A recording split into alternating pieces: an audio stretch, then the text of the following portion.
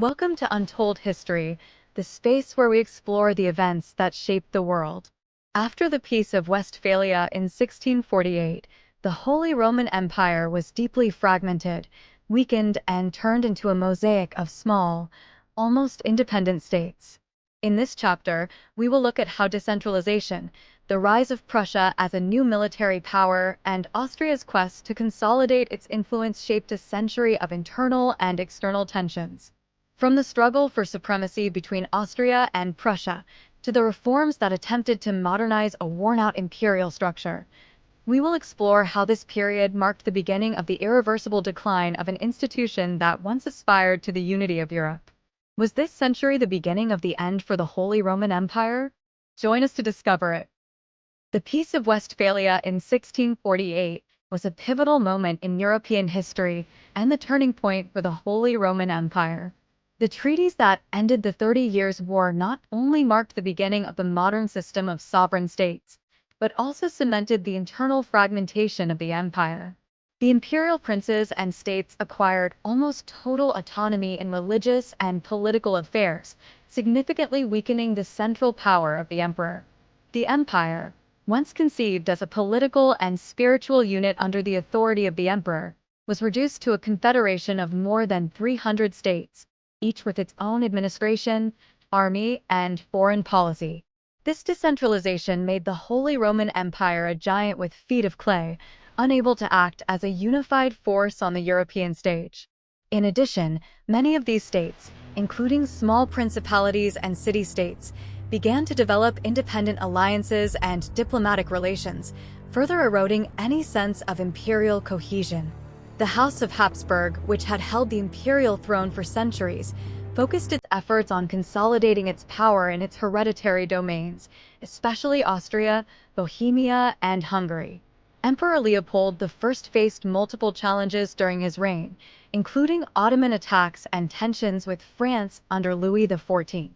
However, Leopold's policies were often marked by a lack of resources and a weak imperial administration, which limited his abilities to implement meaningful reforms within the Holy Roman Empire. The Siege of Vienna in 1683 was a watershed moment for Austria. Led by Polish King John III Sobieski, Christian forces defeated the Ottoman army, marking the beginning of a series of victories that cemented Austria as a power in Central Europe. Although the victory at Vienna is well known, the effects of the subsequent campaigns against the Ottomans, which culminated in the Peace of Karlowitz in 1699, are less well known. This treaty not only strengthened Austrian control over Hungary and Transylvania, but also marked the decline of Ottoman power in Europe. As Austria consolidated its power, Prussia emerged as a growing threat to the Habsburg leadership. Under Frederick William, the Great Elector, Prussia developed a disciplined army and efficient administration. Frederick William introduced innovative tax reforms, including a centralized system of tax collection that allowed a standing army to be financed, something uncommon in the Holy Roman Empire.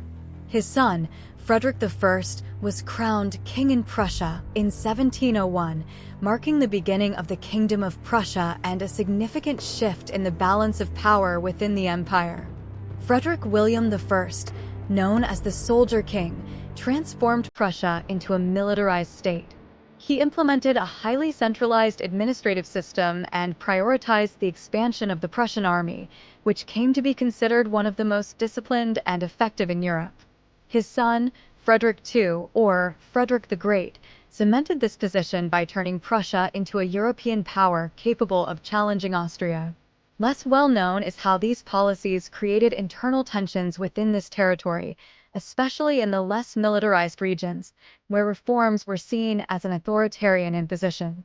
During this period, there were attempts to reform the imperial structure to adapt it to the new times. One of the lesser-known proposals was the idea of establishing a permanent council of imperial states to advise the emperor on military and financial matters. However, the resistance of the princes and the differences between the states meant that these reforms were insufficient or failed altogether. The Reichstag, the imperial parliament, became an ineffective institution, incapable of making decisions binding on all states. Emperor Charles VI tried to guarantee the dynastic continuity of the Habsburgs through the Pragmatic Sanction, which allowed his daughter Maria Theresa to inherit the family's territories. However, this measure caused new tensions and conflicts, such as the War of the Austrian Succession, which took place between 1740 to 1748, which began shortly after the death of Charles VI. Although the Pragmatic Sanction is known, it is less prominent that Charles VI negotiated intensively with other European states for decades to secure their recognition, spending huge sums of money on bribes and diplomatic alliances. The century after the Peace of Westphalia witnessed profound changes in Europe.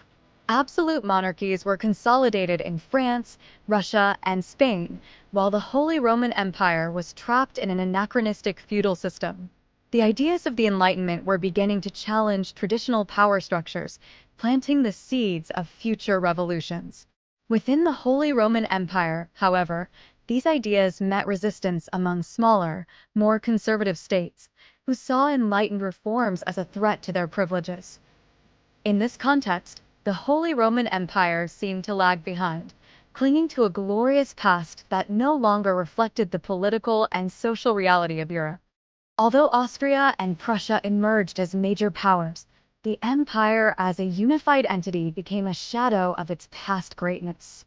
The rivalries between these two states, exemplified in conflicts such as the War of the Spanish Succession and the Silesian Wars, demonstrated the inability of the Holy Roman Empire to act as a cohesive bloc.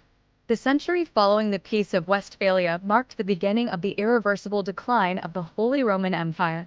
Internal fragmentation, rivalries between its major states, and an inability to adapt to the changes of the modern world sealed its fate.